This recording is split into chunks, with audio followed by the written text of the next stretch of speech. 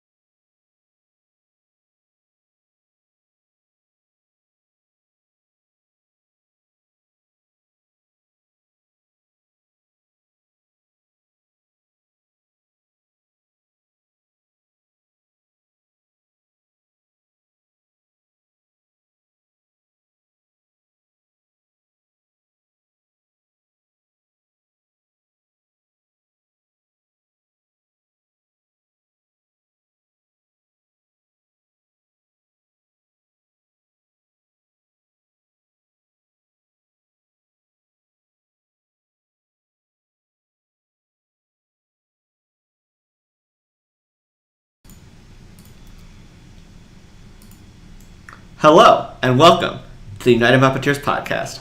I'm your host, Riddy, here with my co-hosts, Zach Hello. and Mike. Hello. Today we're doing a really cool episode of the United Puppeteers podcast where we're going to be answering your questions live. Also, Jay Rhodes will probably be joining in a little bit. He's just doing some things right now. All right, how are you guys doing? I'm good. How are you? Joining in a little bit. I'm good. pretty good. I'm pretty good. How do you guys feel this season ended? Let's just talk about that real quick before we get into some questions. I think the season obviously ended a bit unfortunate with the Sevilla loss, but I think all of us would have taken third place at the start of the season. People didn't think we were even going to be sixth, so I think it was great finish in the Premier League at least. Yeah, third place with 3 semi-finals. That's actually quite good. Yeah. It's disappointing that we didn't get a trophy, but you can't get everything, and 3 semi-finals is something to be proud of at least. Yeah, if you told me at the beginning of the season, I mean, I always thought this was going to be a rebuilding season, so it's not like this is that surprising to me. But if you told me at the beginning of the season that we would get third place, beating out Chelsea, beating out Arsenal, beating out Tottenham, all coached by like somewhat good, I'm doing air quotes, somewhat good managers, and then go to 3 semifinals and cups, I would say you were probably crazy. I mean, this was always meant to be a transition year, and so for the season to kind of end how it did, although it's a bit heartbreaking, it's really nice. I think it was good. I think it was a good ending. I think we have some things we need to improve on. But I mean, if like I said, if you had told me that's how the season would have ended at the beginning of the season, I would have called you crazy. Yeah. Yeah, at the start of the season, I was quite pessimistic with my predictions. I thought probably 5th or 6th, with it being a transition year. I never thought we'd get as far into the cups as we did. I'm proud of the team. I thought, as I was pessimistic, I thought we didn't have it in us yet to go that far, we did, mainly because of how young the team is and how much they still need to develop. But they've really kicked on. We went through a huge bad patch at the start of the season, and at the end we went out on fire. And I think a lot of the disappointment and the heartbreak from the result from the other day comes from the optimism that we've developed over the past couple of months, just seeing how well the team has been playing and how on fire they've been. I think to play devil's advocate here, though, is like we were incredibly lucky getting 3rd place. Like Chelsea and Leicester shouldn't have had the absolute bottle jobs that they did, and that basically the first half of our season should have cemented us outside the top 4. But I think I won't be expecting too much higher next season. I'd say 3rd, maybe 2nd at a push if we're very lucky. But I think a lot of it was how bad Chelsea and Leicester were after the restart, as well as Arsenal and Tottenham having like terrible seasons for their own standards. Yeah. See, yeah. Where I'm seeing it is we had all of our bad patch in one huge chunk. Yeah, that's true. Our results compared to Leicester and Chelsea's quite similar. But they had their bad games spread out over a whole season, and well, apart from Leicester, they just went downhill towards the end.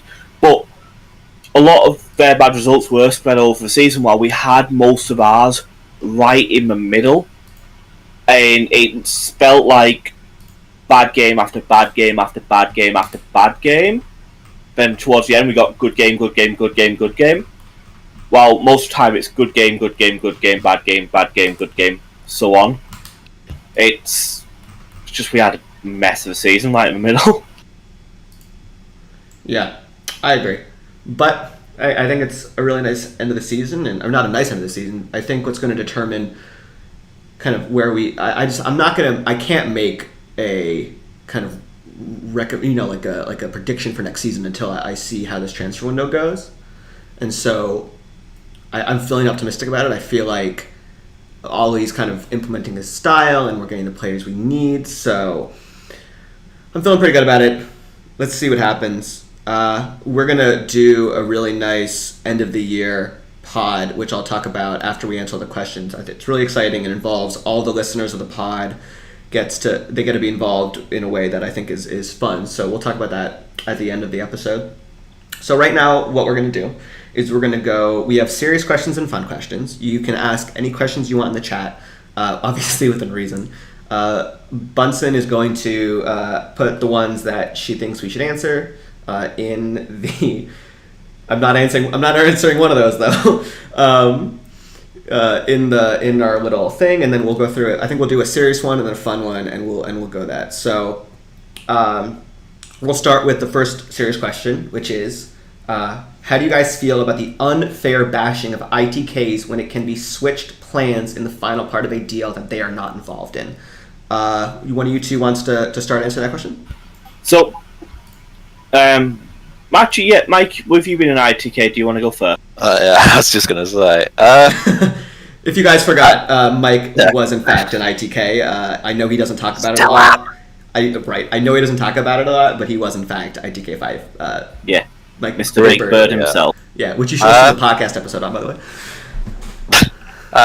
So, yeah, I feel like they shouldn't get as much scrutiny as they do, because things change as quick as possible. Like, and I'm talking about myself here, but when I was saying about Pochettino to Juventus, that literally turned on the day. Like, literally, the night before Pochettino was ready to join, and then literally in the morning it changed, and they hired Pirlo.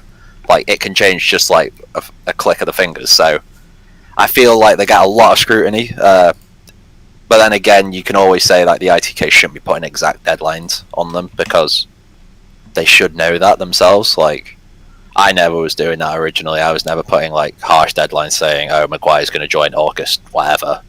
So it's a bit of both. I feel quite bad for them though. You shouldn't be getting slated as much, because They don't get any money from this. They don't get anything really. They're just doing it out of the goodness of their heart, so to say. So yeah, basically, I wouldn't slate them as much as some people do on here, for example. Yeah, I think a big part of the slating is that the slating will still continue even if it get proved right sometimes.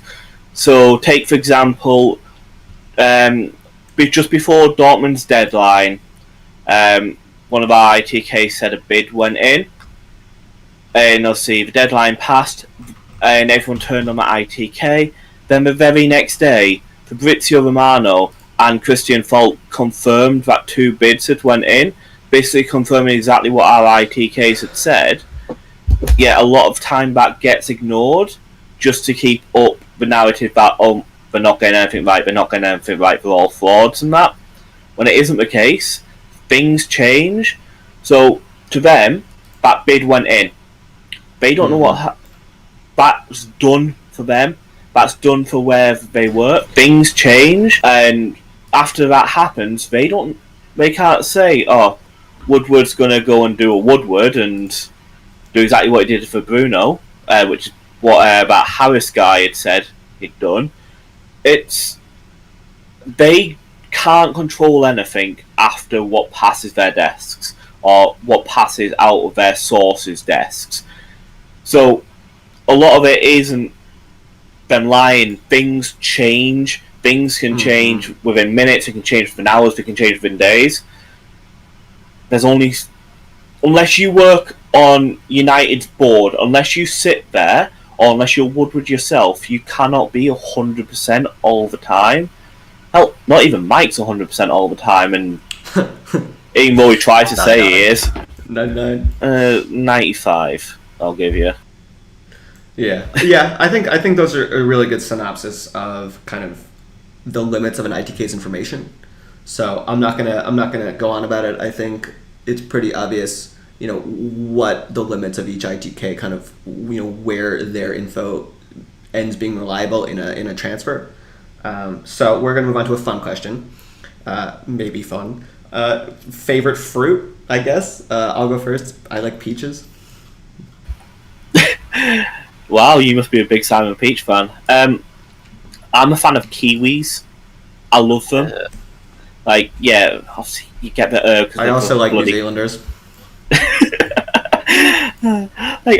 They're furry, but they taste so good. All right, let's not get into furries, Mike. Definitely strawberries.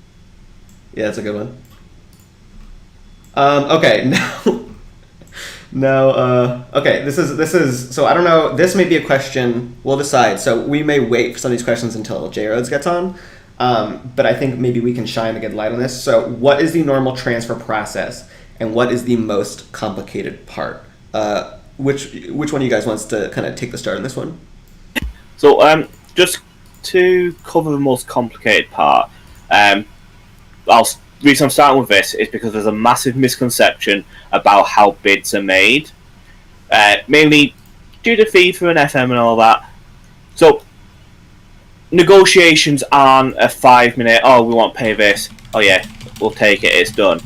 Negotiations take a very long time because you have to get everything perfect. There's a lot of legal that goes into it, there's a lot of back and forth, and it's not a case of saying, right, we want to pay you this, then, this, then, this, then. You've got to go through audits, you've got to go through legal to make sure that's fine, you've got to draw up the contracts. And it gets to a point where huge deals, like the Sancho deal, they can take months and months to do just to work on the negotiation and the bidding. It's part of the reason why United only put in an official bid generally when they know it's going to be accepted. It's so we don't have to go back and redo that whole process. It's so we talk unofficially for quite a while, and then we put in that official bid so that we don't have to go back and repeat ourselves multiple times. Yeah. In terms of the normal transfer process, I think generally we pick a target. We'll pick a target. will begin talks with his agent and the club. I think a price is generally, we have a price which we know the range of, which is decided beforehand. Would they sell in our range? Will they decide to do it? And then once we agree kind of the range of prices, then it's all about the transfer structure of the payments. Which is what's kind of been the topic of conversation with Sancho, is like maybe if it's 120 million in total, are we paying it 60 up front and then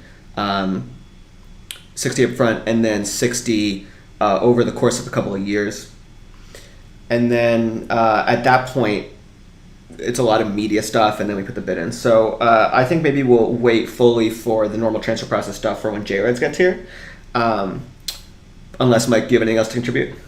I've had bits. So obviously, the start of it, you will be contacting the the players' little like agents and whatnot. Their little group of legal members, so to say, and then you'll ask the club quickly just to get some permission to speak to the player. Then you basically go very, very similar to American sports, like you'll recruit the player, so you'll tell him how he fits, etc. All that kind of general stuff in terms of footballing and whatnot. So they need to agree to all that, which is basically your personal terms, as well as like money bonuses, etc.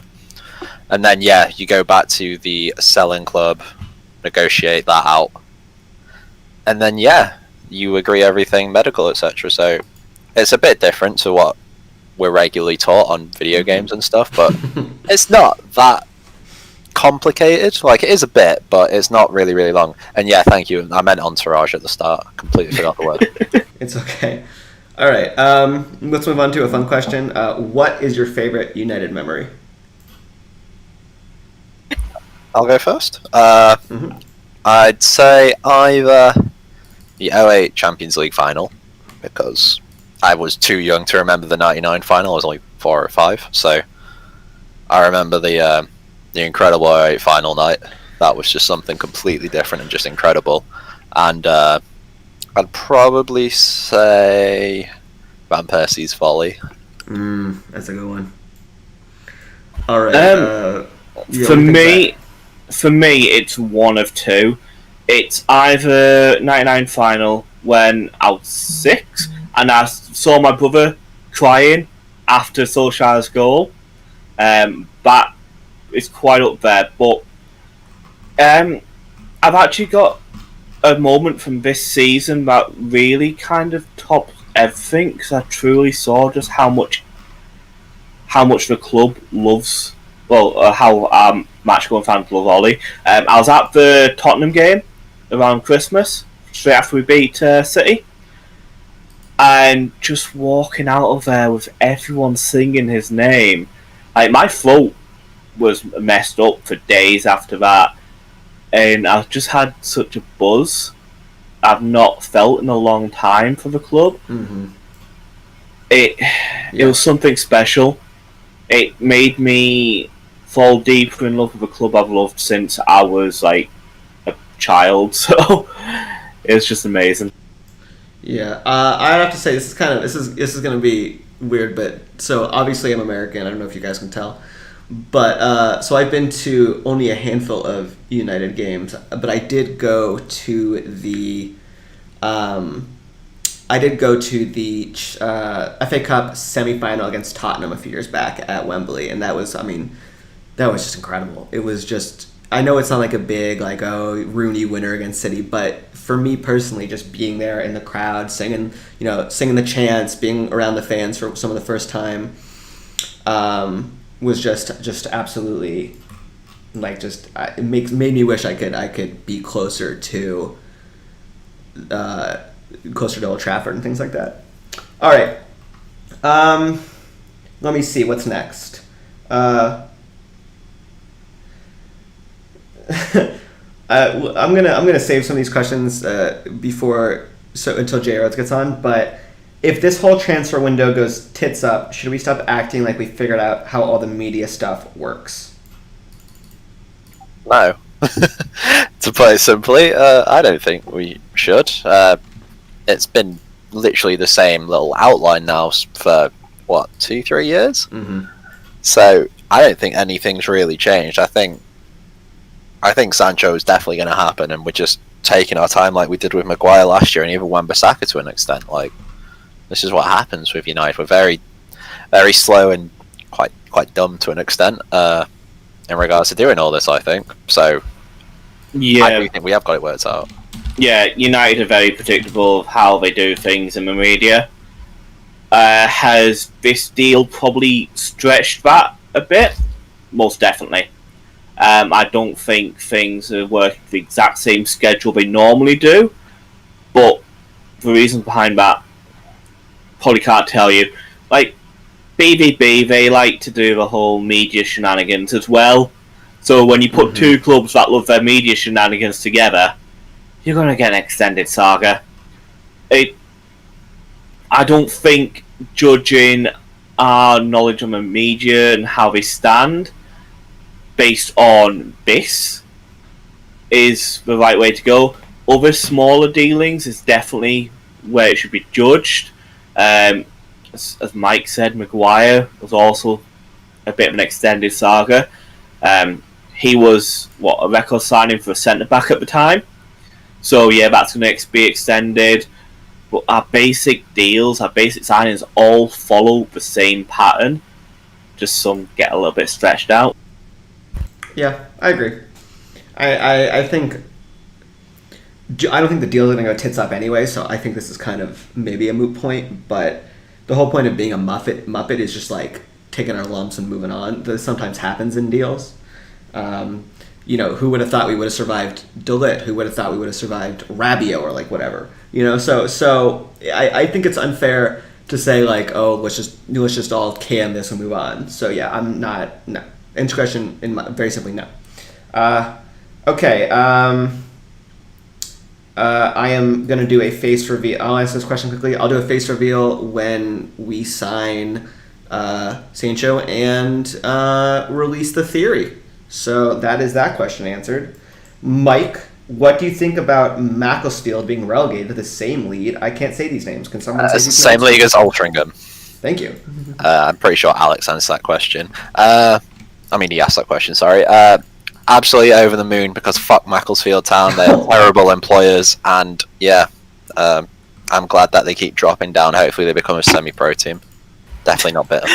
Yeah, I feel a lot of hate coming from you there, Mike. They didn't pay me for 4 God, months. that was It's that- brutal. Wow. They pay you for 4 months? Yeah, they were massively in debt. Oh, dude, that's Jesus. Pretty sure they still owe sorry. Sol Campbell a few $100K. Oh my god. Wait, have you met Sol Campbell? Yeah. Right, why are you not a Sol Campbell ITK, mate? I would want to Tell know us that. shit. Town anymore. I know, but you could still tell us all about Sol Campbell. I've told you all. He's a dick. I was trying to think of a better word.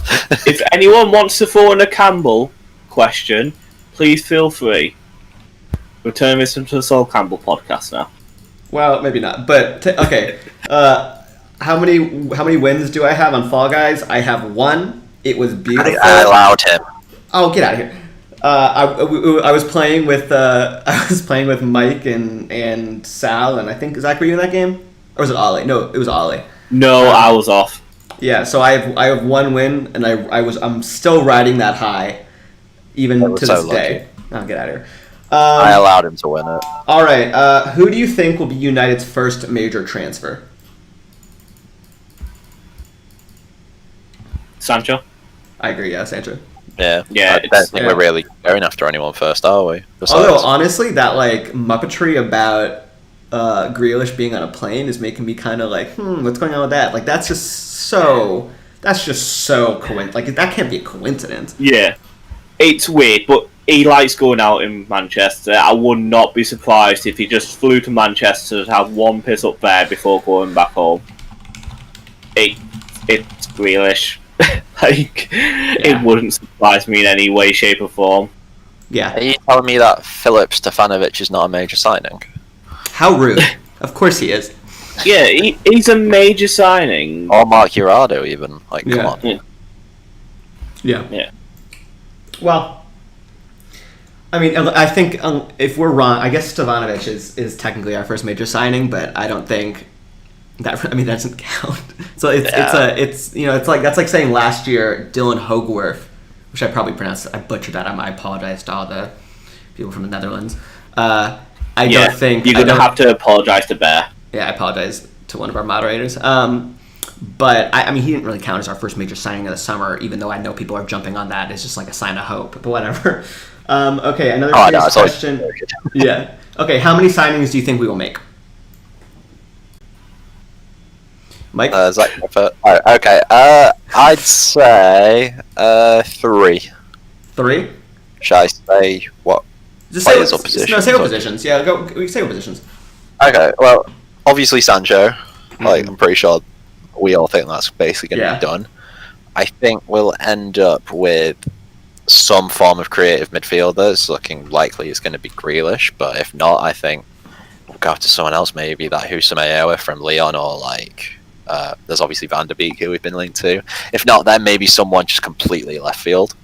And then I'd hopefully, well, this is what I hope for. I'd hope for a left back, like a backup competitive left back like a Tellez who can compete with Shaw. Yeah, that makes sense. I feel like a centre back is probably going to be a lot more likely than that.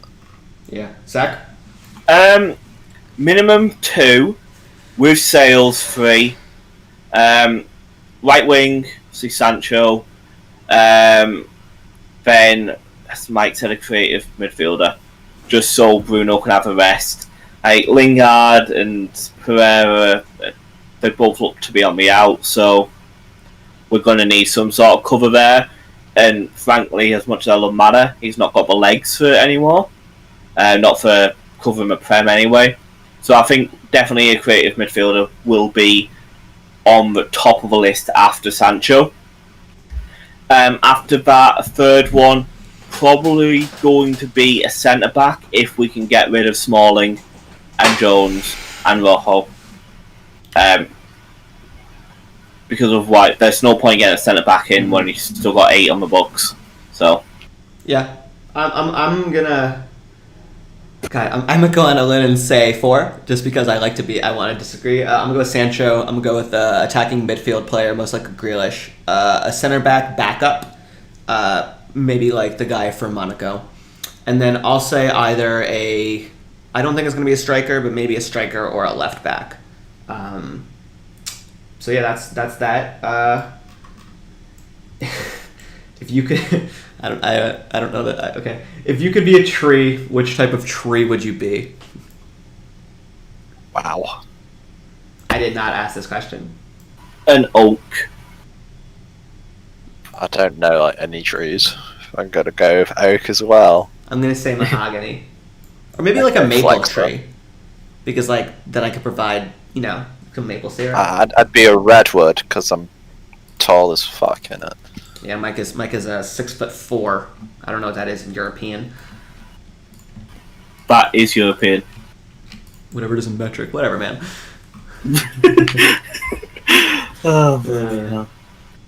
There is a controversial question with a picture. Do we want to answer that one? Yeah, so that's a picture of someone. Cal put a picture of what I'm going to say are biscuits, and she asks what are these called? Mate. And they're going to be incredibly wrong, because it's in fact both incredibly wrong. It is in fact a biscuit. That's a scone. And it's in fact a scone. Yeah. Okay. We'll just agree that you guys are really wrong, and I'm right about this one. It's an English creation, really. Oh, yeah. Whatever, man. That looks like a butter biscuit. Scone. It's a scone. You don't say bon. Whatever, you say bone. Don't say scone, you say scone. Whatever, dude. Okay. You don't say, I've got someone calling me on my phone. Okay. Don't say gone, you say gone. It can work multiple ways, Like, it's a regional pronunciation difference, okay? Okay. No one listens. Leave me alone. Yeah. Like, biscuit is the one that's totally wrong. Yeah, that is the answer that we're giving is just down to, like, let's agree that really is just completely wrong. Alright, moving on. Do you think we will sell players before we buy to be 100% certain of our funds? Zach, you want to start? After Sancho, probably. I think, to be honest, I think Smalling gets done either this week or next. Their buyout's just been finished, like, was it yesterday? So Smalling, he's gone. Like, they will put in a bid and he'll be gone as soon as. So I think that sorts us out for the funds for, like, Grealish. 'Cause, yeah, it's going to be, 20 million, but they'll chuck it on to whatever we've got piled up for him. But I think Sancho definitely doesn't depend on sales. We might, like, immediate-wise, do that after a sale. Just be like, oh yeah, we've not, like, spent all our money on one player in one go. We've had to sell to buy him, sort of thing. Just, PR. But the only real the only real purchases that are going to actually be affected by sales will be if we get a third player. First and second, not really going to be affected, but it might be affected PR-wise, if you get what I mean. Yeah, that makes sense. Mike? Yeah, I completely agree. I think it will be. The first two players won't have anything to do with sales, and then after that, obviously, because we'll be losing players, we'll need a bit more depth added, so you centre-back, full-back, striker, whatever we've been saying, will probably happen after Smalling goes, which, yeah, it's looking... They said they're finishing the Pedro deal, and then they're moving straight on to Smalling at like 20 plus 5 million euros. So I think that, and then obviously trying to get rid of Rojo on a free, Jones, etc. So yeah, I feel like the third, fourth, fifth, however many signings we make will be dependent on sales, but the first two won't be. Yeah. I agree. I don't think the first two... I think the center back will be. I don't think... Yeah, I agree. I do not think that... I honestly, this is going to sound very controversial to you guys, but I think we may have the first two pretty much locked up in terms of the deal, and at this point we're just postulating in the media. So I don't think that... I don't think that it's dependent on sales at all. Got some good news, by the way. J. Roods is going to most likely join from his phone in a few minutes. So we're going to save some more of these kind of J. Rhodes required questions until he gets in. So we'll do a fun one. Fun. This is from Cal again. Which one do you guys prefer? Dark chocolate, milk chocolate, or white chocolate? Milk chocolate. My actual preference is dark chocolate, but it makes me ill. So I tend to eat milk chocolate. I don't like white chocolate at all. Milk chocolate, because I'm not a weirdo. That's basically it. That's fair. I'm going to say milk chocolate as well. Dude, I love white chocolate sometimes, though. I like white chocolate as well. God, I like white chocolate a little bit. It's just like, I know it's not technically chocolate, like, whatever. I know it's like, what is it? It's like the oil. I don't know. Who cares? But yeah, I like it. See, I've got like a few bars of Lindt dark chocolate downstairs with sea salt and caramel, like in it. Mm-hmm. My God, they're beautiful. But I can't eat too much of it because I said it makes me ill. Yeah. Let's move on to a more serious question. Are all these media shenanigans and our love for stretching everything out something which has started to happen under Woodward, or did we do it before Woodward had joined? Like, is this a new thing, stretching out this whole thing and making a big play in the media? Yeah. Good answer, buddy. Simply. Well, it never happened under David Gill. And it didn't even happen at the start under Woodward as well. Like, it's only been the past 2 or 3 years. Basically, since Mourinho's gone, it's become everything. I know Pogba was to an extent, but Lukaku wasn't, Lindelof wasn't, Bailly wasn't, Zlatan wasn't. It's just the past couple of years, it seems. So I don't know. Maybe judges got more involved or something. I'm not sure, but it didn't happen always under Woodward either. I think we're definitely noticing it more because, well, social media and all that, it's huge, so you can't really escape it. But I think it has definitely increased under him because we're a huge football club, but we're also a huge brand, and clicks always generate interest towards our brand. So I think it's used partly to promote growth, partly to build a narrative and build a story, to increase engagement among fans as well.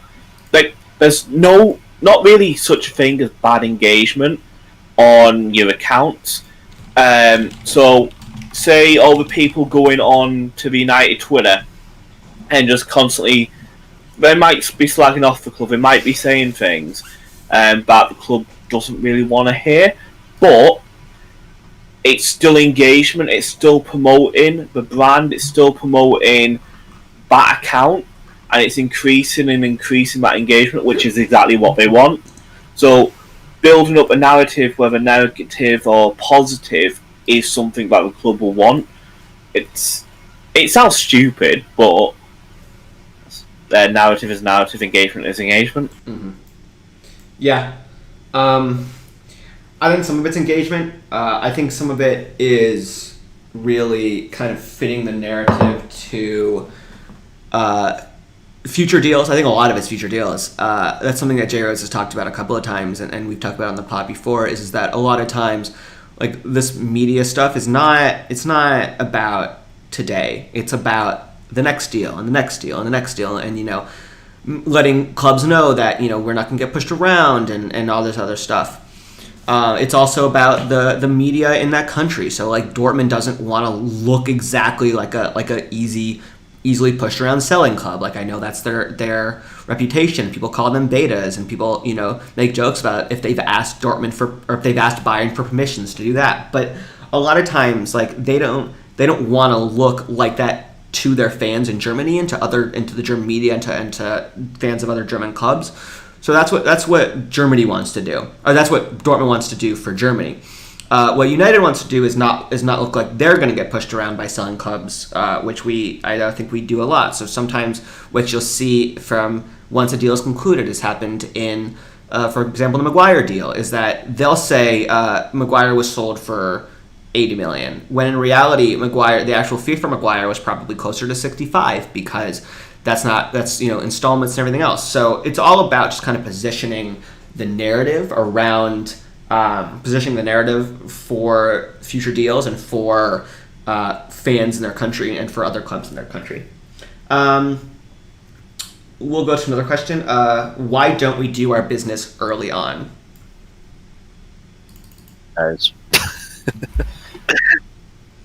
Genuinely, like, Yeah. who knows? Like, I can't remember the last time we did. Was it Fred? I think that's the only one I can think of who we did technically. One thing I'll say to that is a lot of comparisons get made to other clubs doing business. Now, a lot of the time, they've been leading up to that deal for months, but because we like to have the whole media attention narrative around things, you don't see that. You're concentrating on what we're doing. You're not concentrating on what City are doing, like for Ake. You're not concentrating on what Chelsea were doing for Ziyech. Like, they were trying to get Ziyech during the January window. City were after Ake since, when was it, Mike? It was like early in the year, wasn't it? Like June. Yeah. Wasn't that long? Yeah, it's still a couple of months. It wasn't, they went and got him after a day. Like, you as fans, you're looking at what the club you support is doing, so you see what they're doing, and it feels like it takes ages. There's a whole, like, watched kettle doesn't boil adage. You're watching the kettle boil when you're watching United transfers because you're invested in it, so it feels a lot longer than it actually is. When in fact, it's probably taking around about the same time as most other clubs' deals, really. You just don't see it. Yeah. And also, we get the kind of quote-unquote dinkier deals done early. We got James done early, you know.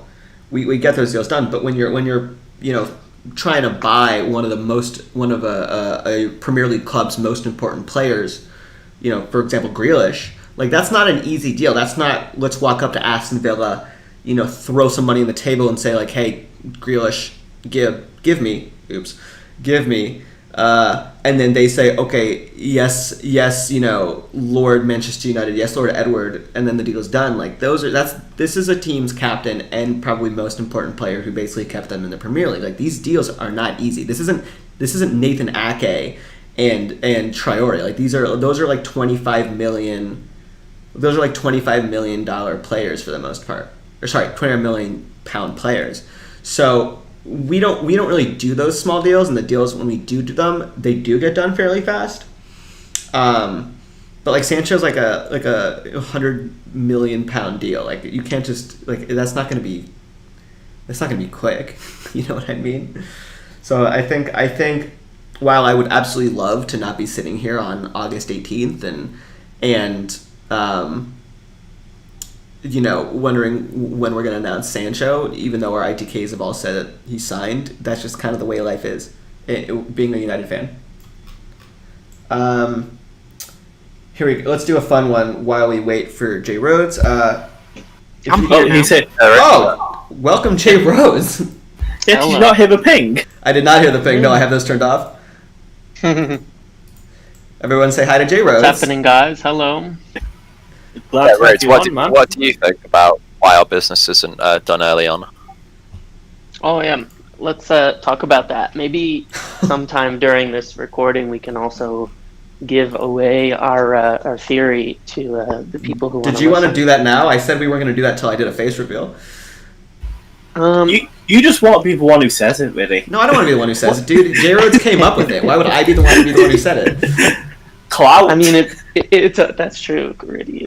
You do want the clout, but that's okay. Look, you can have it if you really have been want very anti-clout lately for me, so I'm a little bit withdrawn. I have a little bit of withdrawal for the clout.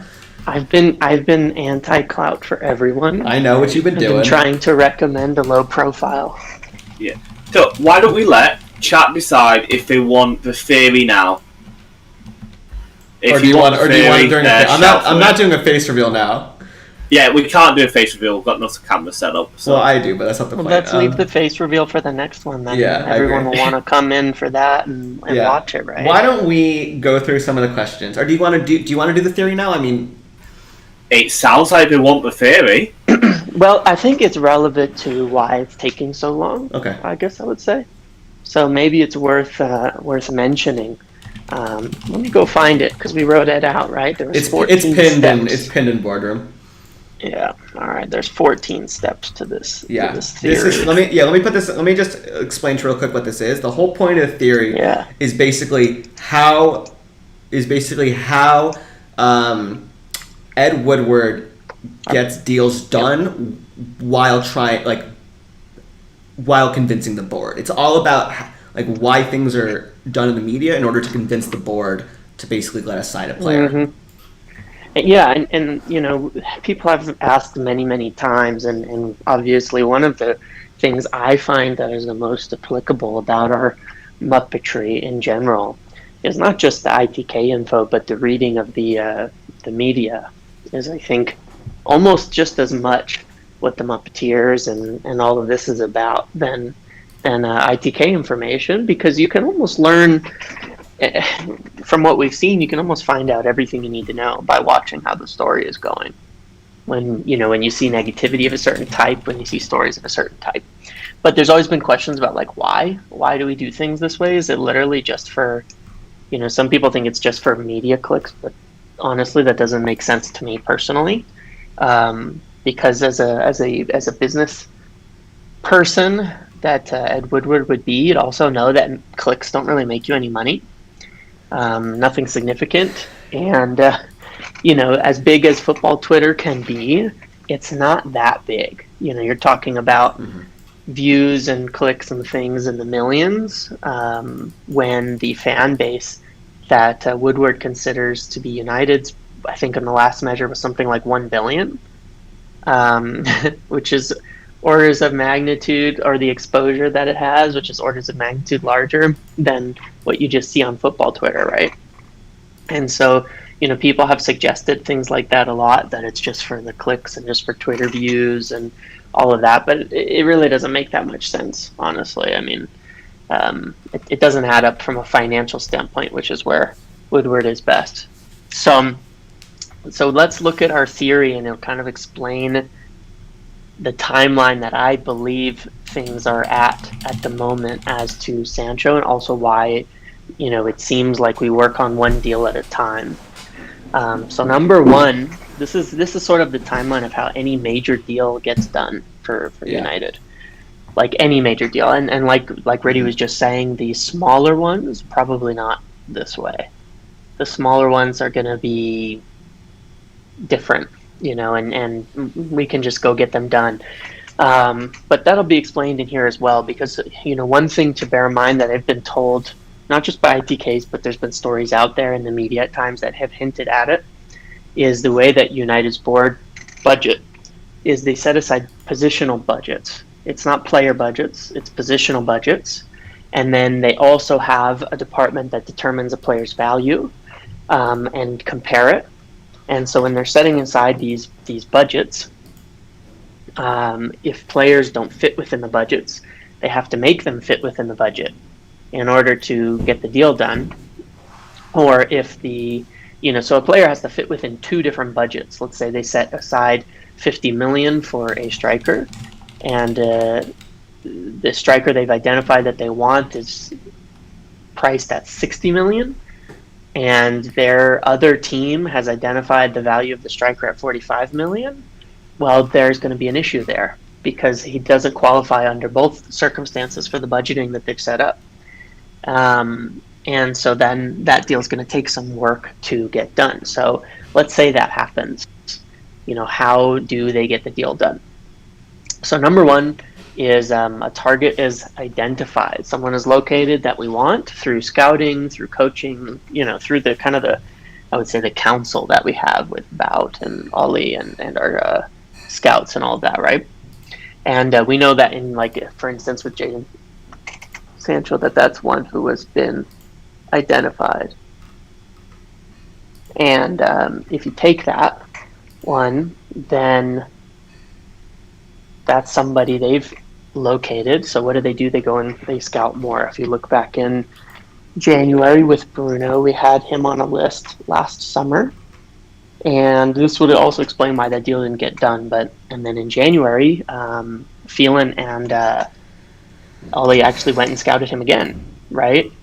They scouted him, and that's sort of one of the things that leaked out that got people interested in the deal, was that Phelan and Ollie were actually in Portugal scouting Bruno more. So we scout more, make sure that there's somebody that we want. Then number three, we negotiate. Somebody goes to the table, Woodward and Judge and these guys, they go to the table with the club and with intermediaries and all that, and they determine the overall fee and the structure and how things are actually going to be paid and what the deal would cost. And now here's where I think things get kind of tricky. So in Sancho's case, we knew that he was a target since 14 months ago, and we scouted him consistently, and then we didn't really need to scout anymore. The negotiations took place for quite some time.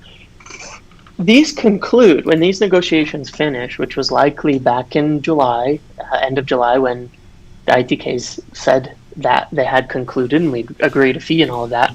This is where things get kind of weird. The next step is we end up with a budget, right, that we just discussed. We have this budget or range that Woodward feels he can get the deal done in. If it's at the higher end, let's say it's above the budget that's set out for him, or that's approved or pre-approved, or that he doesn't need to go, work on with the board, he'll go ask the manager and talk to the manager again and say, do you really want this player?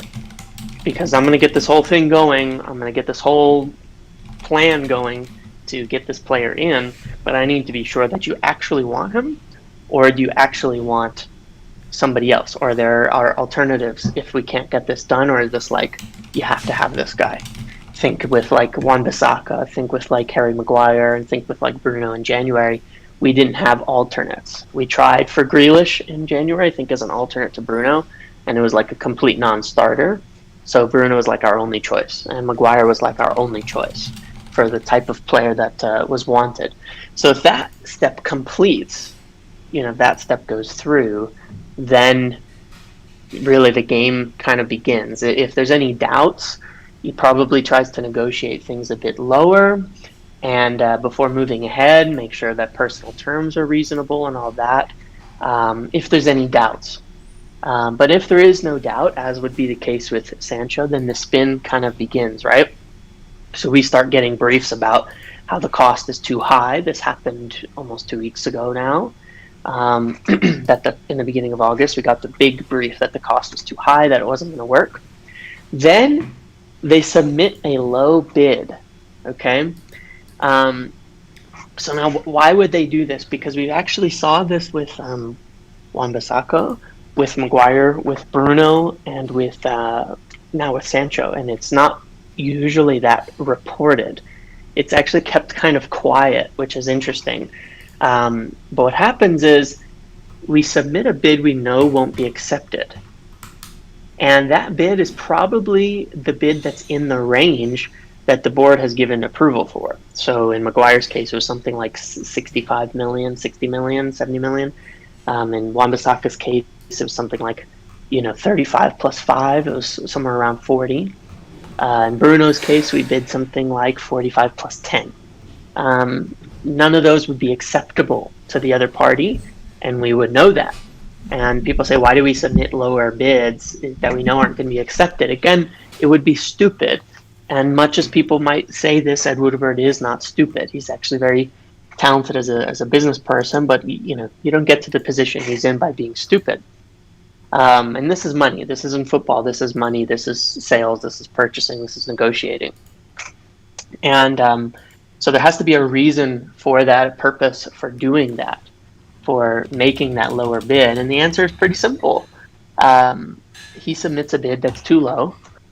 The other team rejects it. He brings it back to them and says, look, I bid the amount that you guys gave approval for. They wouldn't take it. We're trying. I showed them the money. And they're probably telling him, try to get a bid to them, and says, look, I bid the. He brings it back to show them. The other club is told, because you factor in some of these things, like that we have a good relationship with Dortmund. That's been reported by a few people. You factor in that, we don't have bad relationships with really any clubs. At this point, we have probably a good relationship with Sporting and with all these clubs at this point, but we tell them to play hardball. And you'll notice that every time this happens, we get a situation where you start bidding low and a bid that can't be accepted, that no one's going to take. And then immediately they start talking. This is the price. This is the price. Publicly, this is the price. This is the price. Leicester was like, it's 80 million. It's 80 million. It's 80 million. It's 80 million. Crystal Palace, 50. We need 50 million. We need 50 million. We need 50 million.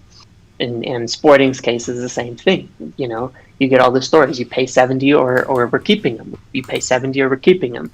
Dortmund's case, very obvious. Pay 120 or he stays. Period. You pay 120 or he stays. And he, I've suspected that potentially the deadline put out there was even something that we asked them to do, so that Woodward could also bring that to the board and say, look, they're saying we have a deadline of August 10 and it's 120 million. So I need approval to, get that, to pay that money, to get that deal done. And I think usually he's able to get a deal done a little under what that public price is, so that he looks good. He looks like he's still won something from it to the board, not to you and me and to, the fans, but to the board, that he looks good. That he looks like he's doing a good job for them, and I think he is. So then when he gets that approval and they say, fine, we get it, you tried to do this lower one and it didn't work, and here's your approval for the higher one, that's when things get the breakthrough. And then finally, of course, we put in that official offer that can be accepted, and the deal gets done. So there's a lot of steps to this, but all of the noise and the show isn't about working with the other teams. It's about convincing our board, because everything has to be brought back to our board. And so we could negotiate deals all the way through the beginning, but that was literally the third step is negotiating. After that, it's confirming it, it's looking at alternates, it's doing all of these things just to be sure that this is the target we want and there's no other possibilities before everything gets going. So we may have multiple deals at that stage, but we have to essentially get everything through the board, approved, done for a higher price before we can move on to the next one and get it kind of going again. So it's really that's what the theory is. The entire purpose of the show, the low bids that we know won't be accepted, all of that is to show the board, who are not necessarily football people, that we need more money, that we need approval at a higher price than the budget that's laid out, and that potentially Woodward can get something in between what they've laid out and what's out there publicly. So it's a win for all sides involved. But a lot of things start to make a lot of sense in that case. And when you get this situation of us pulling out of the deal, most likely I would say that's a situation where, because we've had things where we've had agreement, where it looks like we have an agreement and we're told we have some sort of agreement and things are close, and then we pull out of the deal. In Dybala's case, there was this extra expense with the image rights, and it would seem in that case that you'd have a situation where he could not get the approval for that extra, 30 million, which is reasonable in that case, the extra 30 million to get it done. You'll notice, again, even with that, we didn't pull out immediately when the issue came up. It took days before we did, and so it wasn't just an immediate no. It was likely that he still tried, but just could not get that approval done. So it's an interesting thing, but if you start thinking with it in that way and looking at the stories in that way, where Woodward is trying to convince the board of non-football people to spend more money and to give a bigger approval for more money for a player, then things start to make sense. Then the low bids make sense. Then the stories make sense. Then we have a good relationship, but publicly it seems like we don't make sense. So that's the theory, and that's likely what's taking so long on Sancho. They may have wanted to say, well, keep working on it, look at some alternates, see if there's anything reasonable, make sure the manager really wants this deal, and let's finish out the season and see where our finances lie before we give you that approval for the higher price. So we may, in fact, have had an agreed-upon deal with all parties involved, and Woodward saying, yeah, I can get this deal done, but his work now is to convince the board of the same thing and actually get that approval for the money. And that's the theory, and that's probably where it stands on Sancho's, that we're still waiting on that approval. Mm-hmm. And realistically, if the Grealish deal is going to move ahead, it may be the same situation, and that may be why you're seeing Villa give such a high price when we can probably get a deal done around 60. There may have been some sort of agreement there. Yeah. And once this is done, he'll start working on the board on that one. So there you have the Muppet theory. Yeah, that was really good. Yeah, we came up with that with one of the other admins just randomly one night at like. Yeah, Martial. Yeah, it was like super late. Yep. But yeah, we were trying to think it through. I can't even remember what spurred it at that time, but yeah, there was something, and we were like, "This doesn't make any sense." And then we started thinking it through, and things started to add up. Yeah. So this is actually a question for you. So people are curious about this. Has the Sancho Connect been ghosting you? Oh no, not at all. We've been talking pretty much every day, and that's, to be fair, it's hard to say because there's not that much I can pass along. But I would just say that that's part of why things are tricky, and that things are slightly challenging, is because I'm getting from other areas and from areas around the Sancho Connect that nothing's changed. Let's just put it that way, that nothing's changed. That all the noise and all the stuff that's been going on the last couple of weeks, from the player's perspective, nothing has changed, and nothing's been, told to him that's changed or anything like that. And so that would sort of line up with some of what we're thinking with and starting to look at it. So anyway, no, we've been in touch, and I wish there was more I could say about it right now. Afterwards, we'll probably be able to break it down a lot more. But as it stands, nothing's changed, and that would indicate the expectation that we should still be having a done deal at the end of it, or something kind of maybe disastrous has happened. But I haven't seen any indication of that as of yet. Yeah, that makes sense. I'm going to ask a question from one of our Patreons. It's kind of long, but can you tell us how the mod/admins feel about the ITK info lately? Not really your take on the reliability, but how you guys feel about the ITK info about what we've seen lately. Most of the time, you guys just have to firefight and calm the storm whenever an ITK is 100% bang on, but how do you guys personally feel about the info and the current reliability? I know you have a lot more background info than us, so you can have more trust, but has there been wobbles? Sure, and there always is, and I've said it before, but I'm probably more skeptical than most of the people who read the information we post. In terms of what's said, I have, I'm not going to get into any sort of specifics on it, but I'm very skeptical of certain things that are said, and I don't get excited about a lot of the information that's passed to me, and that we talk about, because I am actually quite skeptical about it. And but that being said, I think there's a lot more right than people think. I think there a lot more happens than people get when they're just looking at things publicly and looking at the stories. And so a lot of it's kind of, it gets frustrating. It's always frustrating at this stage in the deal. There was a stage for about 10 days on Bruno where it was the same. And obviously that was time limited because of the end of January, where it was like, this doesn't make any sense. We heard like Woodward stepped in, fee was agreed, and all of that. We even had the story, and this is one of the things that led us to our theory that, that I think it was from Sky that we agreed a deal with Sporting, and then we went back and submitted a bid like 20 million lower.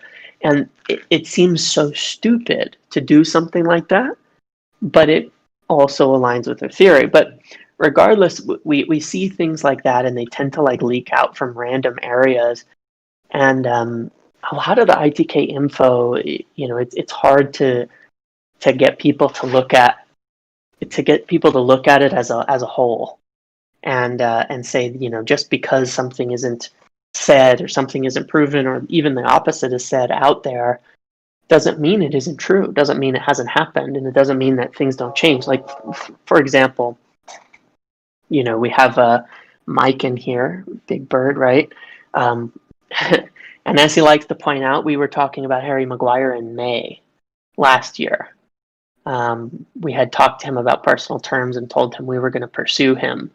Everything in the media went to the exact opposite of that for the next like month and a half, right? Simon Stone said that he preferred, Manchester City, and and all of this stuff that was, totally different. You had all the drama and all this stuff going on there, and we only signed him like almost 2.5 months later from when Mike first brought it up. And it just kind of goes to show that it's so hard to judge things. You almost can't judge things until the end of the window, and it can be frustrating because from our side, I would prefer just to take the info and keep passing it, not worry about the reliability until the end of the window. And that's what I would tell most people to think with, because there's things we've heard and gotten months ahead that end up being true months later, and at the time sound ridiculous. Yeah, I don't think there's any real point in being reactionary with this sort of thing. Yeah. Like, as I mentioned earlier, the thing with the bids, people reacted to that on the Monday, but then the day after they were confirmed. But it's one of those things that it's going to take a long time to judge the reliability, because it's not something we can look at that time. Something that has to be done with hindsight, really. Yep. Yeah, exactly. So talking about Sancho and everything, a more Dortmund-related question. They've just recently announced the loaning of Renier Jesus from Real Madrid. Someone asked, is he the replacement for Sancho? And if not, are there any others, such as Memphis Depay, for example? What do you think up to now from what you've heard? Yeah, I mean that could be one. At the same time, Dortmund definitely bringing a lot of players in. It's sort of normal for them. I think they want to be more competitive at the same time, and not just. I think they do want to be more competitive and not just a farm club, and so they want some depth and want some, more options and things like that. But they're certainly preparing for the potentiality that he leaves. And Depay, I would say, is absolutely an option. I mean, absolutely an option. It's been mentioned by good enough sources at this point, from Build and such, that he's an option. And that is an interesting thing about it too. Is the simple possibility that they're just waiting to bring him in because somehow they keep progressing through the damn Champions League. But I think they'll want to bring in 2 players to replace someone like Sancho. Would make sense to me. Yeah, I've been saying that myself. I've been saying to a few people on the server that I think Depay will be kind of like a Marco Reus replacement to an extent, just because he's always so good. And then they bring in Renier Jesus, kind of plays like him, but there's also Jonathan Akone from Lille as well. I feel like that could be more of a Sancho replacement. They try and bring in 2 wide forwards, whatever you want to call them, basically for the Sancho. Yeah. Well, he's so flexible. I mean, he's played literally 4 positions for them: right wing, left wing, striker, and it played a sort of a pseudo 10. And so there's a lot that they need to bring in there, and the way that they play. He's come in centrally and been a sort of a creative force in the center of the pitch quite often for them in the style that they play. He's not exactly like bombing down the wings, like sprinting. Yeah, exactly. What do you think about it, Zach? Who do you think like Dortmund are going to be looking to bring in as a replacement? I said they've been linked to quite a few people. I'm actually in agreement with you that it's going to be a case of that they're going to want more than one person to replace him. No one person can replace, 20 goals and 20 assists in one season. Yeah. That's what Messi levels. So to get that sort of level of output, you're going to need 2 people at the end of the day, just so that you can do some sort of rotation and get one person firing when the other person isn't. Depay and Reus, Depay, why did I say Reus? You distracted me there, Mike. Depay and Renier, probably going to be it. Maybe Akone, maybe like now with the whole left field Boga sort of purchase might be it. Yeah. Could be anyone, but talking about for Zaha as well. I know he's been linked to a couple.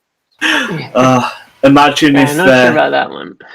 Imagine if we went for Depay and Zaha, and we ended up having to drop both our selling clauses just to try and get it for cheaper for them as part of the deal. That would be a bit of a nightmare. So we a non-transfer question, a bit more personal, but about United. Which past United player would you wish you could have seen live, for example? So someone who you probably haven't seen just before our time or something. Is there a single player you could pick out and say, I wish I could have watched him play? Either of you?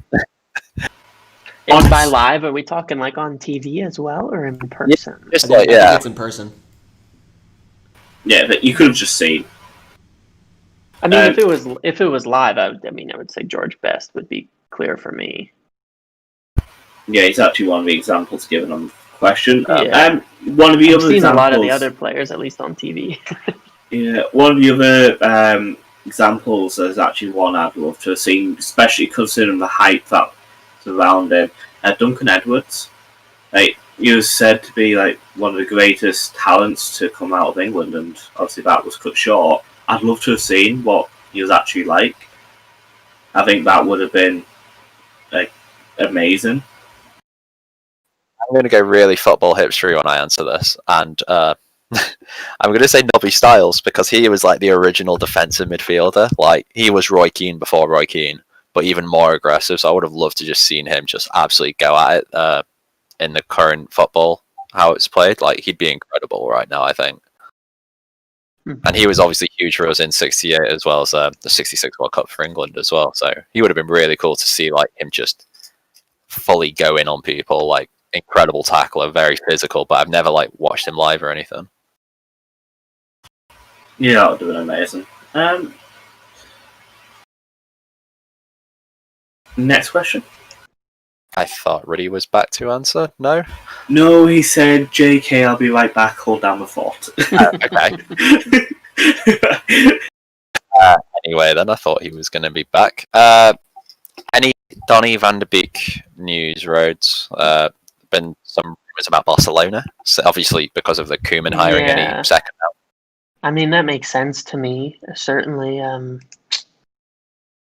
it does. It makes sense to me that I've always said with this deal that I'm not super optimistic about it because again, if we wanted him, he'd be here. It's clearly a deal that's in a reasonable price range. I'm certain we have no problem getting approval on a 40 million, purchase for a player of that quality and for that position. If we wanted him, I just don't think we really do want him. I just, I don't think we want him. And so, yeah, I could see something like Barcelona for sure. Yeah, I think the only reason we'd go for Van de Beek is if we got told there's absolutely no way we could get Grealish. I think if Grealish was totally dead, we'd have got Van de Beek by now. But if the club is seeing progress there or is optimistic, then we'd have fired on Van de Beek already.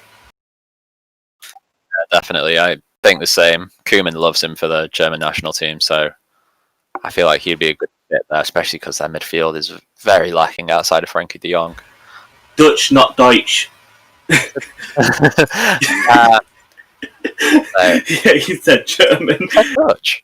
You said German. Oh, did I? Yeah, that's why I made the joke. Dutch, but not Deutsch. Yeah. Oh, yeah, I was going to ask you a terrible question. If you could marry one Manchester United footballer, who would it be? And you're not allowed to say Juan Mata is specified. Right. It's a difficult one. Like, De Gea, possibly, because same taste in music, and he's a gorgeous man, he's got a luscious beard. Romero, because I like a little bit of the psycho in him. Yeah, Romero, I like the psycho in him. Especially that look he gives when he's facing down a penalty. I like crazy, okay? Well, you might have to move away with him soon if he's going, if Dean stays. Who would you pick, Rhodes? Let's see. Let me think about that for a minute. I'd probably... I'll take Fred, by the way. Oh, I can't say Fred. Fair enough. You can say Fred if you want to say Fred. I'm thinking Bruno because he's very passionate. I'm a passionate person. That's how I feel. I love it. I just want to highlight in the stream chat, that Bunton knows that really that's controlling the that's Bunton. Has just replied, "Jesus Christ, Zach," to me saying I like crazy. What about you, Mike? Who would you marry? Definitely Fred. Can I say I've stuck by him now for 2 years? Can't let it go like that. Yeah. What can I say? Sorry, you go first. Have we got any news on what's happening with Jones, Rojo, Smalling, etc., etc.? Yeah, I think that's probably all coming soon. Now that things have finished with our season, that we'll be starting to really work on some of these outs, getting people moving, getting people going, and really getting progress on that. That being said, I can see issues with Jones. I think Rojo is gone no matter what happens. Smalling, I think, is going to be gone very soon. Probably has a bunch of offers, and I think the DiMarzio guys are basically saying now that the Roma purchase is done that they'll be coming back with an improved offer for him. So I think that's where that's going. I've actually got a question that isn't on Yeah. sheet. What do you think will be the goalkeeper situation going into next season? Because obviously it doesn't look like Sheffield United are going to be taking Henderson back. So what do you think is going to happen? Like, can either be opinion or from your own ITK sources? Yeah, good question. I'll give my opinion. My opinion is still that it's quite possible Henderson goes on loan. And, could there be an option aside from Sheffield? It's hard to say. I still think that he'd go on loan. I mean, I don't know. It could be interesting seeing them play, alternate a bit and all of that. But I'm just, it's hard for me to say that I see that working out that well with the way that we play. I mean, personally, I saw there were challenges even with Romero being a different style keeper. I agree with that. Yeah, and that Henderson and De Gea are absolutely different style keepers as well. And we're not playing in a weak competition. We don't have Europa League. We have Champions League. And I just don't see us playing two different keepers in between the league and the Champions League. It's just not going to happen. And the FA Cup is not going to be enough for for Henderson. So I just don't see it. I don't see any way, honestly. And I'm just in how it looks with how we've played. I would like the competition, but I just don't see us thriving in a situation where we have two different style keepers. Our back line was not comfortable with Romero. I don't think they'd be comfortable with Henderson if they're playing most of the games with De Gea and then randomly he gets thrown in, and we don't have any pointless or low pressure competitions to to test that theory out and to try it. It's all big games. It's all important. So it's the type of season next season I don't think you can have two different keepers playing. I just don't see how that works. Myself personally, I'd like to see Henderson go on loan to a club that does from the back, especially to see how his ball playing skills are, because we don't really get to see much Sheffield United. He's normally just has to punt it up. I'd like to see maybe, I know it's a bit of a drop in ability, but somewhere like Brighton, because they play quite a lot from the back, especially Graham Potter being there. I'd like to see maybe go somewhere like that, or another club that could, show us if he can do it or not. Did you see the video of him the other day when he was doing a Sheffield United question thing on YouTube? And I'm not sure which Sheffield player it was. Apparently he's got like the highest heading percentage for Sheffield. And Dino was just like, how have you got that? You're the reason United and England think I can't kick a ball. And it was kind of funny. I think he does have the ability to play out from the back, but we haven't seen proof of it. I want to see proof of it. Yeah, I would love him in the team, but I don't know if he's willing to stay and fight for it when we don't have a lot of room left for him to play. Yeah. The EFL Cup's probably going to be the kids. If we even do it. I mean, I don't even decided on that yet. Yeah, so we're going to do about one or two more questions, and then we'll wrap up.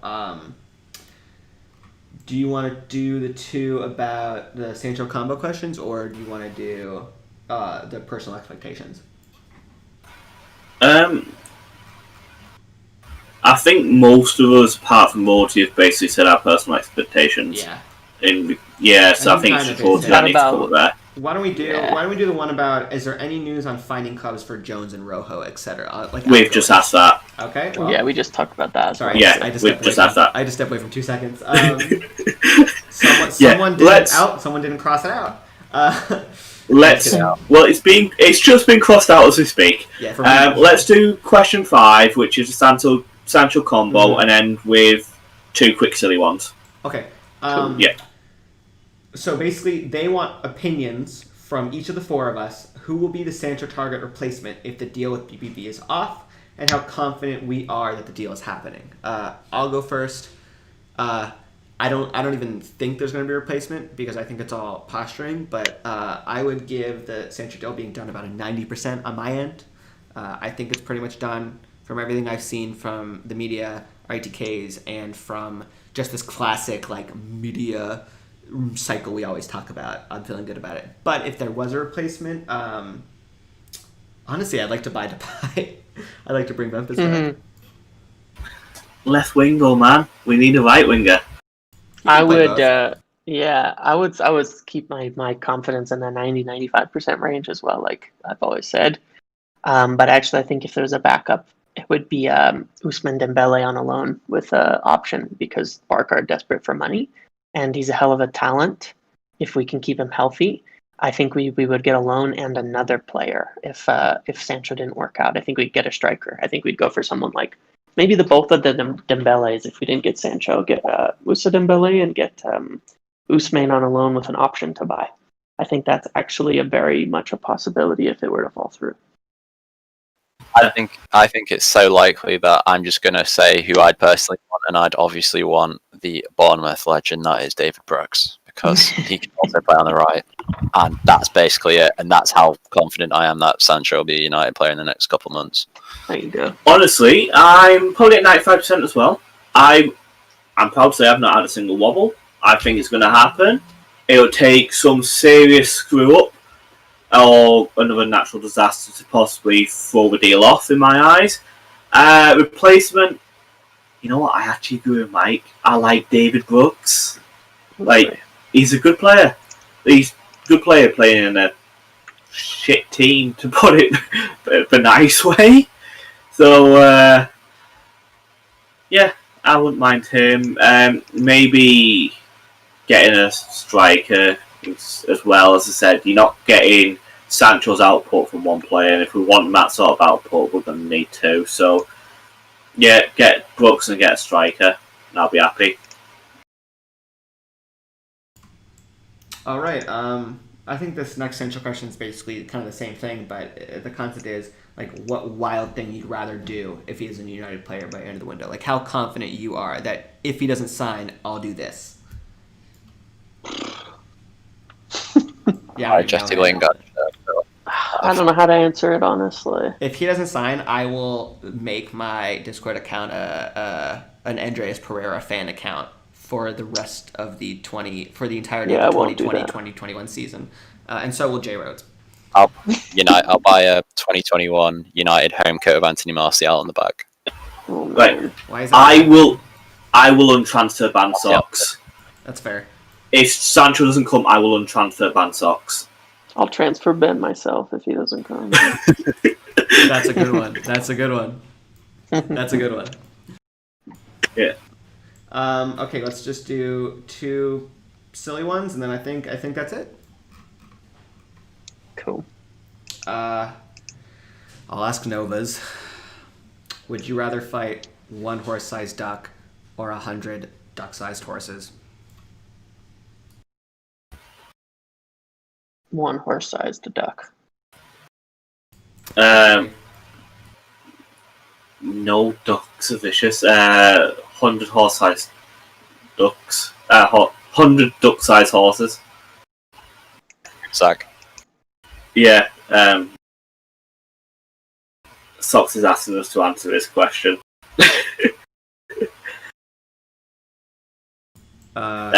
Okay. Do you like socks? I like wearing socks, and sometimes the member on the Discord names socks I like, and then a lot of times also I don't. So it really depends. I don't like wearing socks. I don't like my feet being like covered. It's a thing with me. But the user socks, he's canny. He's an annoying little shit at times, but he's canny. I like him. He's funny. All right. I think J Rose is probably going to sustain from this one, or abstain from this one. So, yeah, I think that's probably it. Thank you guys so much for listening. This is going up on the podcast platform. All of them. After this, we're going to do a little bit of editing, a little bit of audio improvements, but then it'll go up. So thanks so much for listening. I'll plug the Patreon real quick. It's a fun time. You get your questions answered first on these kind of Q&As. You get to talk to J Rhodes and Uber and the admins a little bit, more personally, and you get a separate channel. So that's always a fun time. Highly recommend it. Mike, do you want to plug the website real quick? We've got quite a few features coming out the next couple of weeks. A bit of ITK info. About ITK info. Sorry, not ITK info. And how that all works, as well as a lot more generic player reviews over the season and how certain players will fit. We've got a good one as well about the history of players who've won the number 7 at United as well. Mm-hmm. It's a good one. Great. So follow us on your podcasting platform of choice and leave us a review if you want to give us some feedback. You can do that on the official thread or on the Discord in basically any channel. So thanks so much for listening. Our producer is Ali A. The graphic designer is Jack. And our intro is made by Robo. Thanks so much, guys.